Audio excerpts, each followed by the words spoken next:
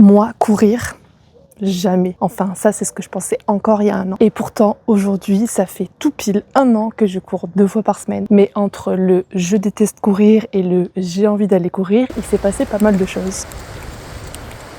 Et c'est ce dont je vais te parler dans cette vidéo, juste après mon petit run. Let's go!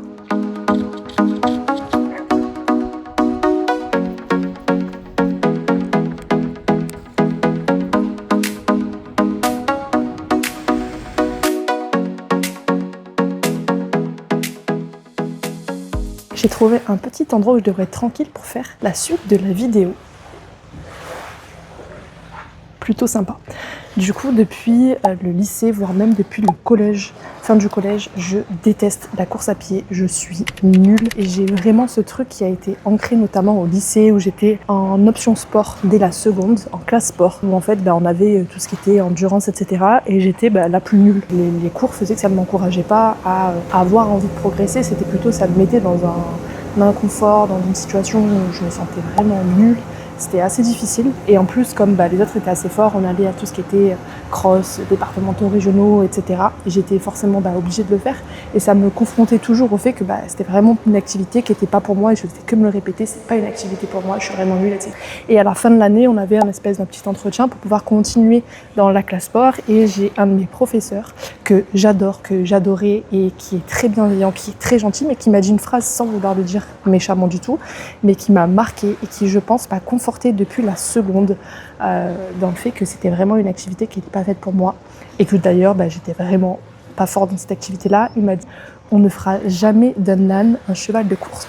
Ça veut juste dire qu'en fait on a tous des choses sur lesquelles on est meilleur et que en fait si on a un domaine dans lequel on n'est pas très bon, on ne pourra pas devenir par exemple athlète ou champion olympique, c'est une chose. Sauf que moi, jeune comme ça, ou même on peut le dire aujourd'hui, ce serait peut-être la même chose, je penserais peut-être la même chose, je me suis dit en fait, ouais, je suis vraiment archi nulle et il n'y a pas de moyen que je m'améliore, donc en fait ça sert absolument à rien. Mais après ça, j'ai quand même eu des moments où j'ai essayé de me mettre à la course à pied, notamment quand je suis arrivée à la fac, puisque je suis allée à la faculté des sciences du sport et que dans mes cours, j'avais encore ces sports d'endurance. J'étais confrontée au fait que j'étais vraiment pas forte par rapport aux autres, que j'étais en grosse galère, que je souffrais et ça me confortait dans ce truc de c'est vraiment pas fait pour moi, je suis vraiment nulle. Mais vu que j'avais des examens, etc., j'ai essayé de m'y mettre. Ça a été un petit peu un calvaire. Et forcément, dès que mon semestre avec ce sport-là est passé, j'ai complètement arrêté.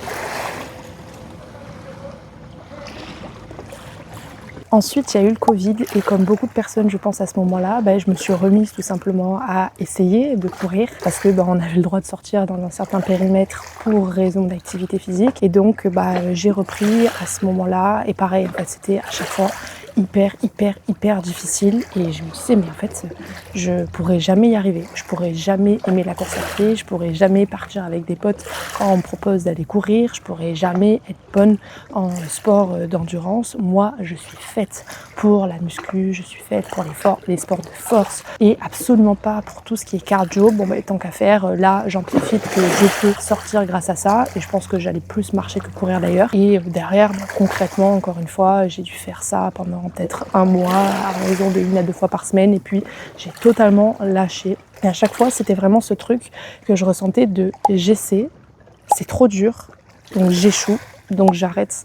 C'était vraiment difficile parce qu'en fait c'était pas juste me dire j'aime pas ça, je suis pas faite pour ça, c'était tous les sentiments qui étaient associés, notamment quand on me proposait à la fac ou après d'aller courir ou de faire un sport d'endurance ou d'aller faire des grosses randos. J'avais toujours peur en fait de pas suivre, d'être le boulet, d'être nulle, que les autres me voient super nulle, de pas y arriver, de les ralentir. Et ça me confortait dans quelque chose en fait où j'avais honte tout simplement de mon niveau en course à pied au final. Et j'avais ce truc aussi de me dire ils savent que je suis sportive donc que je suis censée avoir tel niveau et je ne l'ai pas. Ça m'enfonçait en fait dans ce truc de je suis pas légitime entre guillemets en termes de femme sportive parce que je ne cours pas, parce que j'ai un niveau absolument cata, en tout cas par rapport à ce que les gens peuvent s'imaginer et ce que moi j'aurais pu espérer, on va dire, de par justement mon niveau sportif dans d'autres sports. C'était pas très agréable quoi. Il y a du coup tout pile un an, on rentrait de 6 mois en Asie avec Flo et j'ai passé 3 semaines, un mois chez ma mère. Du coup,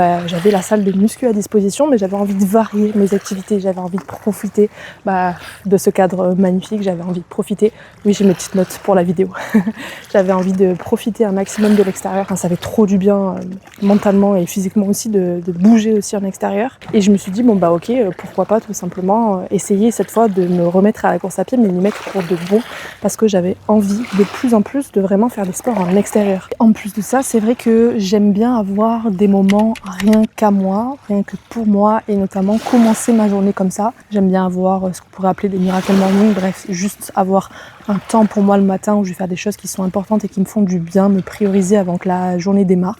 Mon but, c'était clairement pas de courir, de subir, non, c'était à l'inverse en fait, c'était gagner quelque chose. C'était je veux le matin sortir, faire quelque chose pour moi, être active pour mon bien-être, pour ma santé, pour mon physique, mais aussi et surtout pour mon mental. Je pense que c'est ça qui a vraiment aussi changé avec les autres fois, c'est que je l'ai vu comme un plus et pas comme quelque chose contre lequel je devais me battre, c'est-à-dire le cardio, parce que j'étais nulle et donc au final me battre contre moi-même. Donc là, je suis partie de je veux faire ça parce que j'ai telle chose à gagner et au final, c'est ça qui m'a drivé, quoi. J'ai pas pris de trépied, c'est pas super pratique. Coucou toi.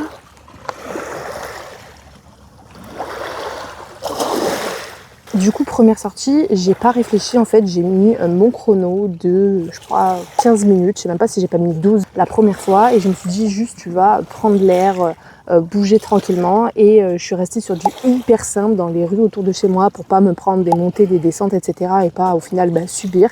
Je suis allée vraiment à 2 à l'heure, et clairement c'était chouette parce que il était super tôt. J'aime moi faire les choses vraiment tôt quand le monde n'est pas encore levé, que c'est calme, que c'est tranquille. Mais cela dit, j'ai fait toutes les conditions pour que ce soit le plus simple possible, et malgré le fait que j'ai couru entre 12 et 15 minutes, je me rappelle plus exactement parce que c'était quand même il y a un an, que je suis restée sur du plat au maximum, qu'il n'y avait personne pour me regarder, pour que je me sente mal. Clairement, je me rappelle très bien que ça a été pas si simple que ça, et que clairement j'ai eu l'impression de faire bien plus que les 12 ou 15 minutes. Mais par contre, je l'avais fait, j'étais fière, c'était clairement recommencer juste pour avoir ce temps pour moi le matin. Bon, c'est bien beau tout ça, mais maintenant, clairement, si ça fait 1 an que je cours 2 fois par semaine sans avoir loupé de séance, sans m'être lassée, sans avoir abandonné, c'est parce que j'ai fait les choses totalement différemment des autres fois. La première chose, c'est que j'y suis allée très progressivement. J'ai arrêté en fait de lancer le chrono et de vouloir faire le maximum de temps, de partir avec des gens qui avaient l'habitude de courir et de galérer derrière eux. Je suis partie de mon niveau actuel. Comme je vous le disais tout à l'heure, j'ai fait peut-être 12 ou 15 minutes la première fois, je ne me rappelle pas exactement. Et en fait, ce que je me faisais à chaque fois comme petit objectif pour la course suivante, c'était de rajouter 30 secondes à 1 minute. Absolument rien du tout. Donc du coup, je partais avec cette envie de relever le challenge et pas avec ce truc de me dire quoi, il faut que j'aille courir une demi-heure, mais je tiendrai jamais. En faisant ça, ça fait que chaque semaine, j'augmentais de 1 minute à 2 minutes et je suis arrivée assez facilement au final aux 30 minutes sans m'arrêter. Et là, c'était vraiment pour moi un chiffre pour moi qui était important, on va dire, de me dire ok, je suis capable de courir 30. Et à partir de là, en fait, j'ai plus forcément envie de me dire je vais me rajouter 1 minute, 1 minute, 1 minute, parce qu'il y avait aussi ce truc de la course à pied, je voulais la garder quand même un moment pour moi le matin. Et qui veut dire moment pour moi le matin, veut dire que j'ai pas non plus des moments à rallonge, et donc je voulais rester sur des courses à pied de 20 à 40 minutes. Et du coup, à partir du moment où je suis arrivée en tout cas dans une zone de temps dans laquelle je voulais être, j'étais extrêmement fière de moi, et mon nouveau challenge, c'était de le pérenniser, de faire en sorte de continuer d'y aller 2 fois par semaine et de pas arrêter. Et à partir de là, en fait, je me suis fixé un challenge j'avais déjà en tête depuis très longtemps en fait, c'était de m'inscrire à une course officielle de 10 km. La course était je crois qu'on l'a faite en avril ou en mai, je me rappelle plus, avec Flo.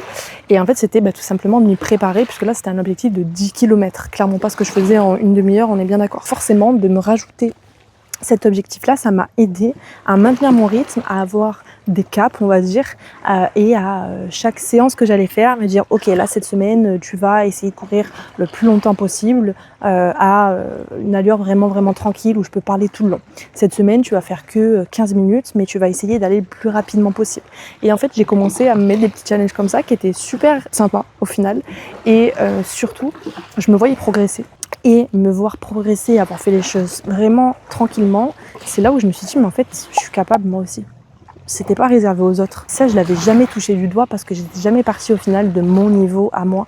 C'est vraiment ça qui a changé là, c'est partir progressivement. Et je sais en plus que j'ai déjà accompagné des femmes avec qui je bosse sur justement la course à pied parce qu'elles voulaient s'y mettre. Et très souvent, ce qu'on fait, surtout qu'elles sont pas forcément sportives de base, certaines, c'est qu'en fait, on commence par mettre des choses en place où on va alterner la course et la marche. Au fur et à mesure, on diminue le temps de marche, on augmente le temps de course. Et ça, c'est super important parce que la course, c'est quand même une activité qui est assez traumatisante au niveau notamment des articulations. Et si on fait pas les choses bien, on va se blesser en plus de se dégoûter tout simplement de l'activité parce qu'on va galérer et qu'on va se dire on est nul et qu'on va pas le faire. Donc super important en fait de juste partir d'où on est et se mettre des petites marches et franchir des petites marches. Et quand on regarde en arrière, quand on met les rétroviseurs et qu'on se rend compte de pétard, il y a un an, je tenais à peine 15 minutes, j'étais dégoûtée, j'allais à 2 à l'heure et tout. Et aujourd'hui, je prends du plaisir, je sors le matin, c'est un truc trop cool et tout. C'est juste impressionnant, je trouve. Deuxième chose que j'ai fait du coup différemment, et ça rejoint un petit peu ce que je disais à la fin, c'est que j'ai accepté d'être nulle. Est-ce que ça t'est déjà arrivé à toi d'arrêter quelque chose parce que t'étais pas bonne tout de suite? Je suis sûre que oui. Et en fait, on se rend pas compte. J'ai parlé pendant 10 minutes, mon téléphone avait coupé. Je suis trop contente. Donc ce que je disais tout simplement, c'est accepter en fait d'être nulle, mais c'est pas être nulle en fait, c'est juste être débutante et c'est absolument normal quand c'est quelque chose qu'on n'a jamais fait de notre vie, qu'on n'est pas à un niveau directement. Il y a certaines personnes qui vont avoir plus de facilité que d'autres sur tel ou tel domaine, c'est clair, mais ça change pas qu'en fait on est tous débutants quand on commence quelque chose et qu'il faut se laisser le temps et faire les choses progressivement pour pouvoir évoluer. Et ça, je pense que c'est hyper important, même si c'est clairement pas agréable quand on est au début, qu'on galère, qu'on voit tous les autres bien courir par exemple et aller vite, etc. Mais c'est passager. Et si on se donne le temps, en fait, nous aussi, et un jour, on sera plus débutant. Et c'est comme un bébé quand il essaie de marcher, au final, quand on réfléchit, qu'on prend un peu plus large, combien il en fait des tentatives avant de réussir à marcher réellement. Il en fait, mais je ne sais pas combien, un bon nombre de fois, et il échoue. Et il réessaie. Et en fait, petit à petit, il arrive de mieux en mieux. Il arrive à se mettre debout. Après, il arrive à marcher en tenant à quelqu'un. Après, il arrive à lâcher un petit peu la main, faire 2 pas. Et puis au fur et à mesure. Mais ce qui fait qu'il réussit à la fin, c'est le fait de ne pas avoir lâché, d'être parti de son point de base, c'est-à-dire de je suis au sol, et petit à petit avoir franchi des étapes pour arriver à se tenir debout, à stabiliser et à avancer un pas après l'autre. C'est pareil en course à pied, c'est pareil dans toutes les activités physiques, c'est pareil en pole dance. J'ai commencé, j'étais débutante, je me trouvais archi nulle. Aujourd'hui, je fais des trucs qui sont stylés, qui sont beaux. Quand je regarde des gens qui sont plus forts que moi, je me dis je suis nulle, alors que non, en fait, j'ai juste mon niveau, ça fait pas autant de temps, etc. Et peut-être que les gens qui démarrent, ils me regardent et me disent à côté de moi mais je suis nulle, alors qu'en fait, ils sont juste débutants. Donc accepter en fait d'être débutant et accepter de prendre le temps quand on a envie de s'améliorer dans un domaine, peu importe le domaine. Là j'ai parlé d'activité physique, mais ça revient absolument dans tous les domaines. On ne peut pas passer de débutant à expert en une journée, en une semaine, en un mois. Non, ça prend des années. Donc voilà, ça c'est hyper important de se laisser le temps et de partir vraiment d'où on en est. Et ce qui m'a aidé aussi à continuer, même dans les moments où je me trouvais super nulle, déjà c'est savoir pourquoi je le faisais et ce que j'avais à gagner. Comme je le disais tout à l'heure, en fait peu importe où que je sois dans le monde, que je sois en voyage, que je sois chez ma mère, que je sois à Nice, que je sois chez les parents de Flo, peu importe, en fait, je vais pouvoir conserver ce moment pour moi qui est hyper précieux, et peu importe la durée, peu importe le temps que j'ai devant moi. Et ça, c'était vraiment quelque chose qui m'importait. Donc ça m'a aidé à tout simplement continuer, même dans les moments où je me disais franchement, t'es pas faite pour ça. Et aussi tout simplement le challenge de mes 10 km, puisque je voulais vivre une jolie course et pas subir tout le long forcément. Donc voilà par rapport à ça.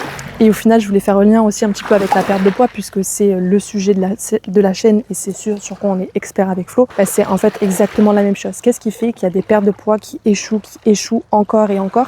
C'est que les choses ne sont absolument pas progressives.